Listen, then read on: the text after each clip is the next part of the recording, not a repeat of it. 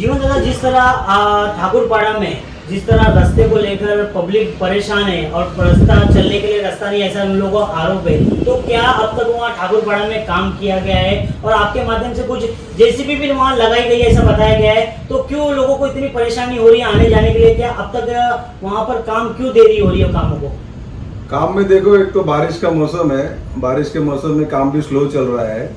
आपके जानकारी के लिए हम लोग बता रहे हैं कि सम्माननीय मंत्री महोदय रविंद्र चौहान साहब के माध्यम से ये पूरे 14 गांव के लिए 32 करोड़ का टेंडर पास किया था। 32 करोड़ का निधि उन्होंने दिया था। 32 करोड़ में से सभी गांवों में कामकाज, रास्ते का कंक्रीटीकरण हो गया है। खाली 2 गांव का काम बाकी था, वो डिले हुआ है, ये बात सच है।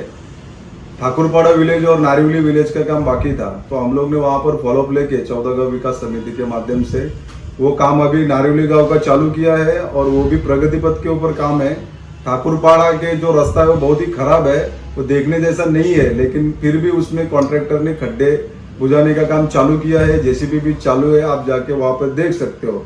अभी 1 महीने के बाद में वहाँ का भी काम चालू हो जाएगा और 3 महीना में वो भी काम कंप्लीट हो जाएगा। 6 साल हो गया, 6 साल हमको भी वहाँ पर जाकर 6 साल हो गया।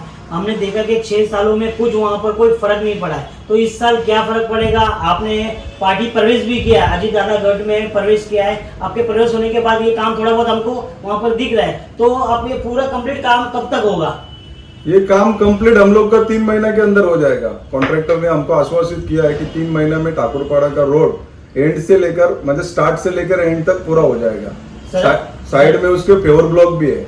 शरद पवार चंद्र पार्टी में आप थे, तो आपका कारण क्या था वो पार्टी प्रवेश करना, अजीत दादा गुट में जाना, फिर उसके बाद आपको निधि मिलना?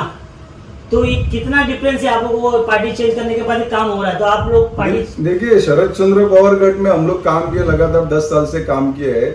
लेकिन यहाँ पर कैसा है, जो ऊपर लेवल में जो लोग है वो कभी कॉपरेट नहीं हमको किया है।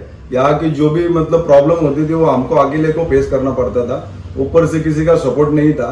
इसके वजह से हम लोग ने दूसरे पार्टी में जाने का विचार किया और हम लोग वहाँ चले गए, तो वहाँ पर हमको अच्छा रिजल्ट भी दिख रहा है, आज काम भी हो रहे हैं, निधि भी मिल रहा है, तो विकास हो रहा है लोगों का। ये जो 32 करोड़ की निधि जो है मतलब आवंटित की गई है, तो ये किसके द्वारा दी गई है? ये निधि सम्माननीय मंत्री महोदय रविंद्र चौहान साहब, तो उनके निधि से है? उनके निधि से काम चालू है। ये उनका एरिया पड़ता है, कार्य क्षेत्र है? नहीं, हाँ, उनका कार्य क्षेत्र है ना। मतलब आमदार जो एरिया आता है देखिए, ये कार्य क्षेत्र है कल्याण ग्रामीण विधानसभा क्षेत्र। यहाँ के पहले आमदार सन्माननीय राजू दादा पाटिल थे जी। अभी शिवसेना के आमदार राजेश जी मोरे है। अच्छा अच्छा। लेकिन हम लोग 14 गांव विकास समिति के माध्यम से रविंद्र चौहान साहब को रिक्वेस्ट किए थे कि ये गांव का विकास ही नहीं हुआ है। अच्छा। तो वो देख के उन्होंने फिर अपने को 32 करोड़ का टेंडर सैंक्शन किया था। इसमें हमारे खासदार साहब सन्माननीय श्रीकांत जी शिंदे साहब, इनका भी सहयोग है। उन्होंने भी वो निधि देने के लिए बहुत कोशिश की है।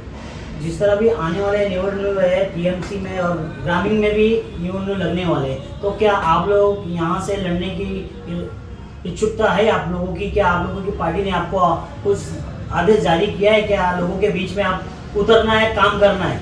देखिए, अभी पार्टी की तरफ से तो हम लोग को कोई आदेश नहीं है, लेकिन अगर पार्टी हमको चांस देती है, मौका देती है, तो हम लोग फिर आगे की तैयारी करेंगे। जिस तरह भी ठाकुरपाड़ा वालों को क्या आश्वासन देंगे कि जिस तरह का काम परेशान है लोग, तो कितने दिनों में, कितने महीनों में वो रास्ते का काम कंप्लीट करके उनको दिया जाएगा ठाकुरपाड़ा वालों? ठाकुरपाड़ा के लोगों के लिए मैं महायुति की तरफ से आश्वासित कर रहा हूँ कि आने वाले 3 महीने में ये काम हम लोग आपका कंप्लीट करके दे देंगे।